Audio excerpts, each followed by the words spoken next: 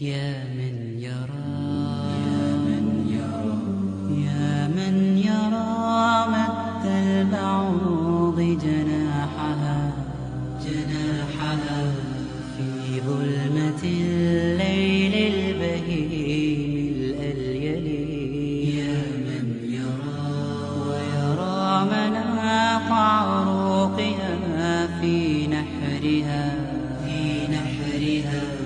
Bismillah, wassalatu wassalam à Rasulullah, au nom de Dieu, le tout clément, le tout miséricordieux, et la paix et la bénédiction sur le prophète Muhammad sallallahu alayhi wa sallam, sur lui la grâce et la paix. Aujourd'hui, notre frère suisse, il va nous parler d'une nouvelle miracle scientifique dans le Coran. Plus d'islamophobie, plus des convertis à l'islam. Au nom de Dieu, le tout clément, le tout miséricordieux. Les embouchures. Allah exalté soit-il dit, et c'est lui qui donne libre cours aux deux mers, l'une douce rafraîchissante, l'autre salée amère. Et il assigne entre les deux une zone intermédiaire et un barrage infranchissable.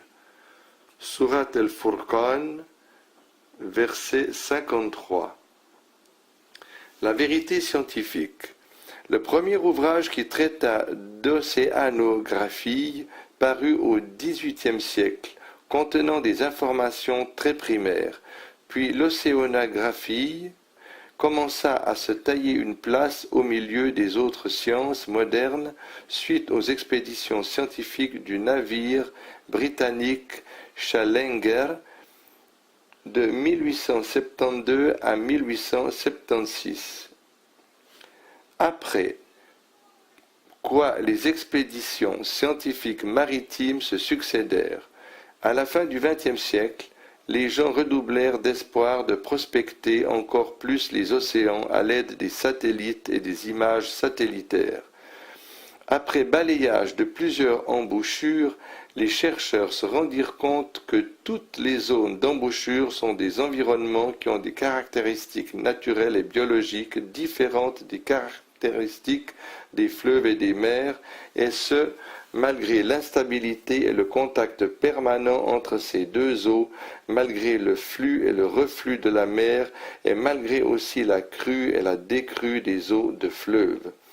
Tout comme s'il y avait une barrière qui séparait entre la zone d'embouchure d'une part et le fleuve et la mer d'autre part. Barrière qui préserve les spécificités de la zone d'embouchure malgré les facteurs qui favorisent leur mélange, tels que le flux et le reflux et tels la crue et la décrue.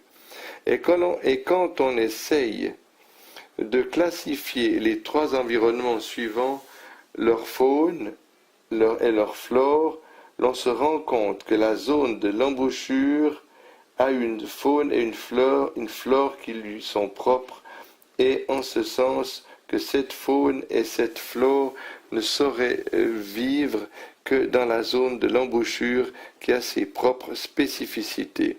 En plus de cela, l'on se rend compte que cette zone est interdite à un grand nombre de créatures qui vivent dans la mer ou dans les fleuves, à tel point que ces créatures meurent dès qu'elles entrent dans la zone de l'embouchure, et ce à cause de l'incompatibilité de leurs caractéristiques. Aspect miraculeux. Toute masse d'eau peut se nommer mer en arabe. Ainsi, le fleuve est-il une mer à eau douce, tandis que l'océan ou la mer est une mer à eau salée. Suivant ce partage, l'on exclut les eaux des zones d'embouchure qui sont un mélange d'eau douce et d'eau salée. L'on ne saurait qualifier ces eaux ni d'eau salée et ni d'eau douce. C'est ainsi que l'on arrive à classifier les trois types de masses d'eau: eau fluviale, eau maritime et eau intermédiaire, qualifiée par le Coran de barrière qui empêche la salinité des eaux de mer d'affecter les fleuves, tout comme il empêche la douceur des eaux fluviales d'affecter la mer. Ce verset indique aussi que la zone d'embouchure a une faune qui lui est propre et qu'il n'est pas permis ni à la faune maritime et ni à la flore fluviale ni à la faune fluviale de s'aventurer dans l'embouchure.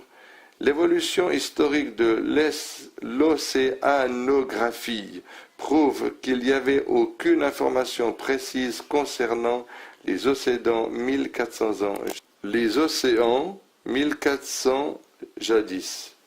Mais déjà, le Coran donnait une description minutieuse des zones d'embouchure, expliquant que ces zones constituent un environnement spécifique qui a des caractéristiques naturelles et biologiques différentes des caractéristiques des fleuves et des mers. En plus cela, le Coran indiqua que malgré le contact permanent entre ces eaux et l'instabilité qui y règne, chaque type de masse d'eau garde constamment ses caractéristiques intactes. D'où viendraient ces informations consignées explicitement dans le Coran si ce n'est de l'Omniscient lui-même? Allahu Akbar.